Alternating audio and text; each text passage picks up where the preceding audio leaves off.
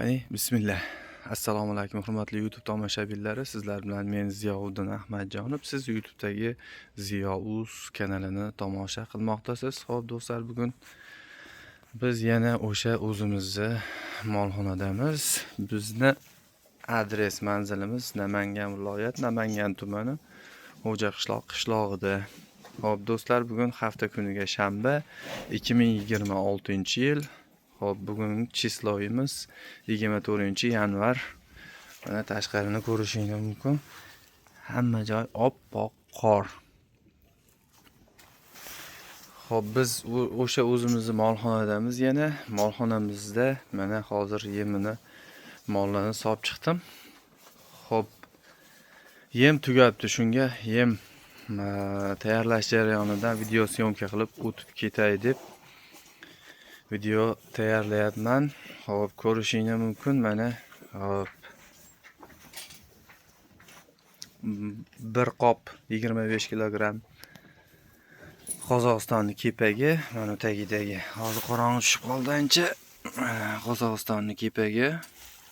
Uning ustida 25 kilogramm kunjara. Uning tepasida mana makkani uni hozir ko'rsataman yorug'roqda. Mana 12 kilogramm makkani uni, 50 kilogramm kepakka mana bir qop yana meda turibdi. Hozir buni ustiga qo'shib aralashtiramiz. 50 kilogramm kepakka 25 kilo kunjara, 12 kilo makkani unini qo'shib aralashtiramiz. Hozir bunga tuz va oltin gurt qo'shamiz. Shuni sizlar bilan ulashib qo'yay degan maqsadda video syomka qilib tayyorlayapmiz.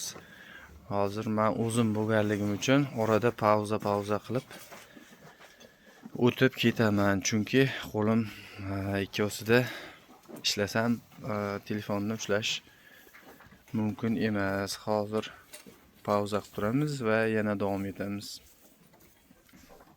Xo'p, qadrli do'stlar, mana hozir sizlarga ko'rsataman. Xo'p, bu yerda mana oltin gurt bor. Oltin gurt makkani uni emas, oltin gurt. Bu oltin gurtdan hozir mana cho'mishda olib o'lchadim. 150 gramm oldim. 150 grammga mana yarim kilo tuzni qo'shamiz. Bunga aralashtirib hozir ashini yemni ustiga hammasini aralashtirib yuboramiz. Shunda maqsadga muvofiq bo'ladi. Hozir video davomida ko'rsatib o'taman. Yana pauza qilib turishga majburman.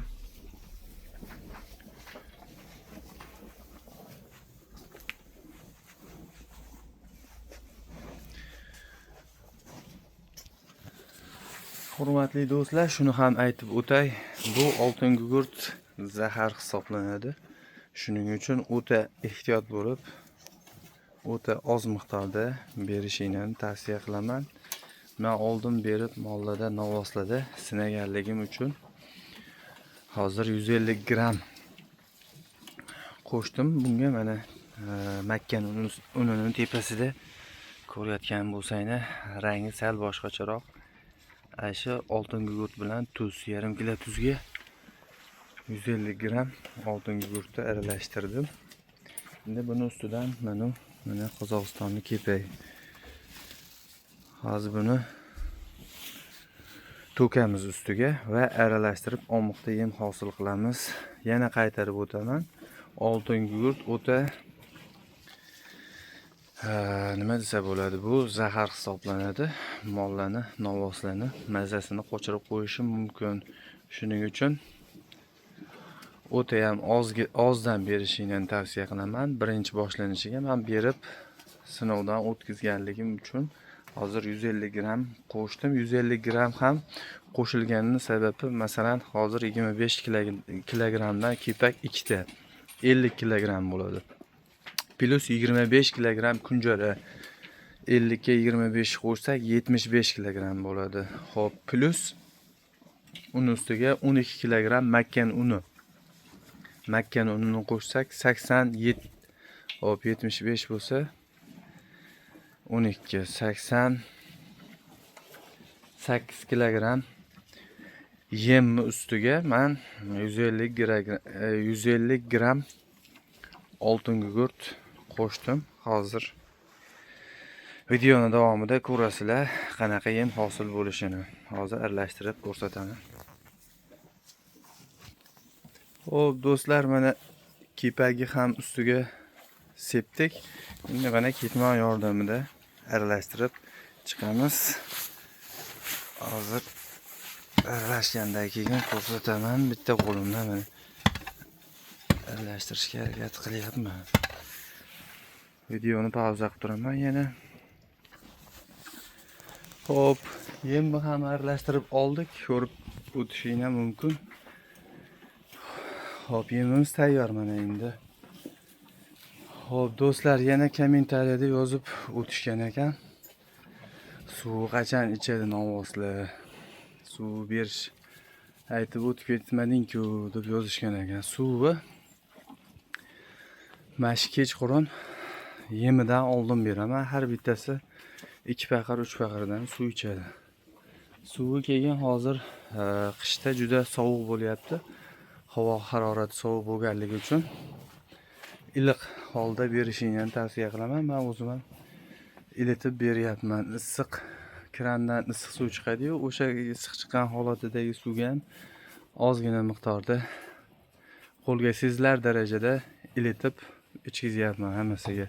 Shuni bersanglar shamollanmaydi, mollarga foydali bo'ladi deb o'ylayman. Shu tarzda boqyapmiz. Kimgadir albatta qiziq bo'lsa, fikr mulohazalaringni yozib qoldirishinglar mumkin. Tagida hamma kommentariy ochiq. Hozir yemni orqasiga yaqa surib qo'yaman. Novvoslarni hozir orqasini yotadigan joyini ham tozalab qo'ysam, shu bilan bu novvoslar hammasi yemini deyarli yeb bo'ldi, damini olib yotadi. Mana novvoslarning qonini ko'rishingiz mumkin. Hammasini qonni deyarli gum bo'lib pishdi. Mana katta novvosimiz ham qonni chiqqan. Buni qonni vaqti katta bo'lib ketdi. Shu tarzda voqeamiz, kuzatishda davom eting. Hozir qaytamiz. Xo'p, video roligi yana davom ettiramiz. Novvoslarni mana ko'rib o'tishingiz mumkin. Orqalarini tozalab qo'ydim. Hammasini qorni to'ydi. Hozir qorong'i tushib bo'ldi tashqarida. Svet yo'q qo'yganman, zo'r ko'rinmasligi mumkin. Shuning uchun albatta videoda xato kamchiliklar bo'ladi. Xato kamchiliklar uchun biz uzr so'raymiz. Nimadir yodimdan ko'tarilib aytmay o'tib ketgan bo'lsam, kommentariyada so'rasanglar, hammasini qo'ldan kelgancha aytib o'tib yoritishga harakat qilamiz. Shu tarzda voqeamiz. Albatta Allohdan so'rab qolamiz. Hammani xonadonida shunga o'xshagan buqalar, novvoslar, umuman chorva har doim ko'p bo'lsin. Allohning o'zi bersin hammamizga. Shu tarzda voqeamiz. Novvoslarni ko'rib o'tdinglar. Mana hozir men u tomoniga o'tib oldidan ham ko'rsatib qo'yaman. Bu hammasi bu tomonidan ko'rinishi. Novvoslarning oldida hammasini mana surib qo'yaychi, yalama tuzi bor. Mana ko'rishingiz mumkin. Bu tomondan, oldi tomonidan molxonamiz. Issiqqina novvoslar maza qilib yemini yeb, endi damini oladi. Yemni ko'rsatib qo'yay oxirida. Yemimiz mana shu darajaga keldi. Mana ko'rishingiz mumkin. Bu makkan uni. Mana 2 qop kepak, 25 kilogram kunjara. Qozog'istonning kunjarasi. 12 kilogramm makkani uni va 150 gram oltin gugurt qo'shdik. Shu tarzda yem tayyorladik. Video kimgadir foyda keltirayotgan, manfaatli video bo'layotgan bo'lsa, albatta biz bundan xursandmiz. Hammanglarga omad yor bo'lsin, sog' bo'linglar, salomat bo'linglar. Yaxshilik kunlarda, yaxshi syomkalarda ko'rishaveraylik. Shu tarzda novvoslarni boqyapmiz. Sog' bo'linglar. Keyingi videolarda ko'rishguncha xayr, sog' bo'linglar.